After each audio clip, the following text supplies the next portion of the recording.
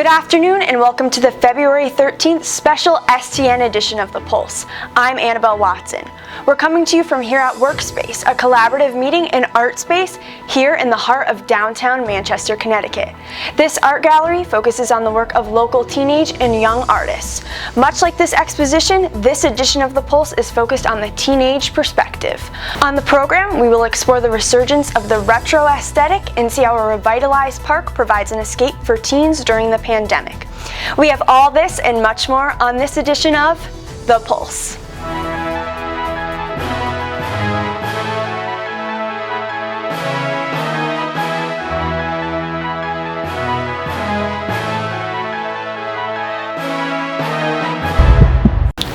For teenagers today, the past is the present. From 80s fashion to Pokemon cards, local Manchester business Retro Junk feeds the desire for teens to put their own stamp on these trends of the past. Reporter Emily Madden shows us how one boomer's trash is a Gen Z's treasure. Nostalgia.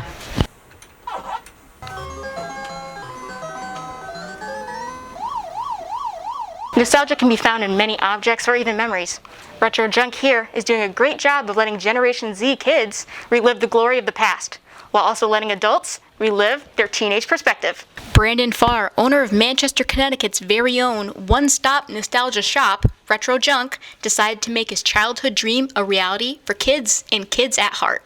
I have loved this stuff ever since childhood. Our mother was really cool, and she saved all of our old things, our old clothes, our old toys, everything we had when we were younger, and it kind of just stemmed from that. My main goal is pretty much just to spread that nostalgia and keep these memories alive. Finding these radical tokens from his teens can be hard to come across, but Farr, he makes the process seem easy.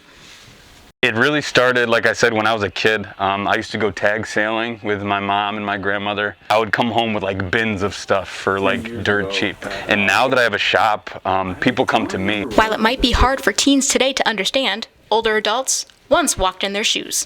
For Glyza Fuentes, nostalgia, childhood, and teenage memories are an opportunity for connection with others. Like when I was younger, I used to be really interested in like things like Pokemon cards and video games, and like going there and like talking to Brandon about it, it's just so interesting how like something like that can just connect two people like with memories and everything of just doing it, and how we just have similar experiences over one certain thing.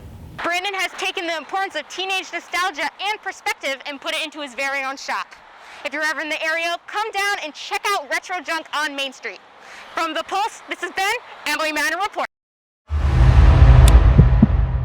While teenagers and adults can share a love for vintage looks, sometimes they don't always see eye to eye.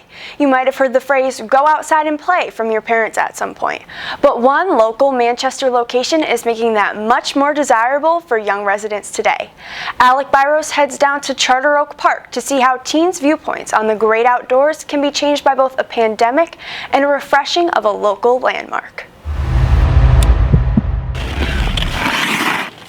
Charter Oak Park.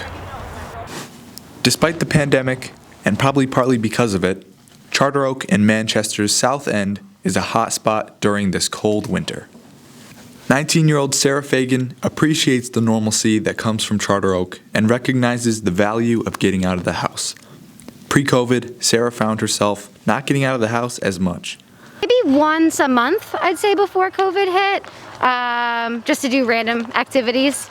Because there's nothing else to really do out there, so we're kind of looking for activities to like get out of the house that we can do. So it definitely gains like a sense of normalcy for sure, being able to come here on the weekends and just get out. For teenager Mikey Nicoletti, Charter Oak Park is becoming a common attraction for him and his peers year-round. After COVID, it's nice to get out and get to the park because we've been deprived of physical activity and social interaction for so long that it's really nice to just come out here and hang out with friends and have like a sense of normality again. There's always something to do at Charter Oak. In the summer you can play basketball or whatever it is you do outside when it's warm. Even when it's cold, you can ice skate or get a little hockey in or something. There's always something to do here. In a few months, the fields behind me will be filled with local students playing baseball, soccer, tennis, and other various sports. One upside to this pandemic has been a change in perspective and a return to the great outdoors, as seen here in Charter Oak Park.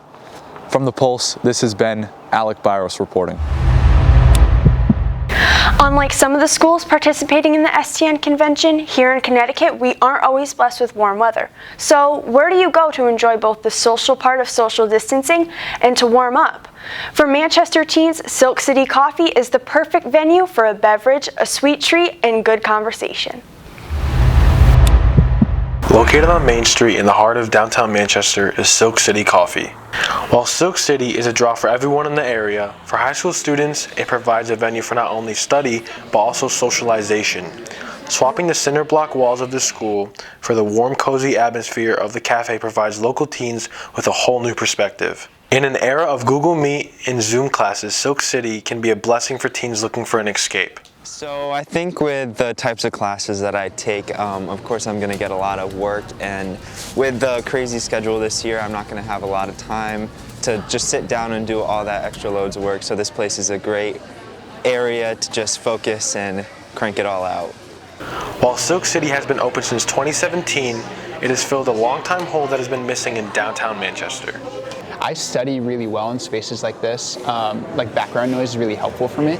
So I feel like I would have studied more in high school and maybe middle school. Probably not middle school. I mean, honest, maybe as a junior or senior in high school if I had a space like this. For high school students that have been seeing their normal lives interrupted by COVID, Silk City provides a place for a community. So due to the pandemic, I haven't been able to get out much. I haven't been able to do my usual routine. So Silk City has kind of provided me with a new perspective, and it's very welcoming. I get to meet new people, enjoy some good coffee, and yeah. Silk City is certainly a gem for Manchester teens to utilize as a study spot. Check out your local coffee shop to get the same experience. From The Pulse, this has been Tony Machete reporting. From our perspective, Silk City is the perfect place for a hot chocolate and a study date. That's all we have for you today. It's been a pleasure having you for our special STN edition of The Pulse. We will be back next week with more stories that document the teenage perspective in Manchester and beyond. Please feel free to follow us on our social media and check out our past work by heading to mhstelevision.com.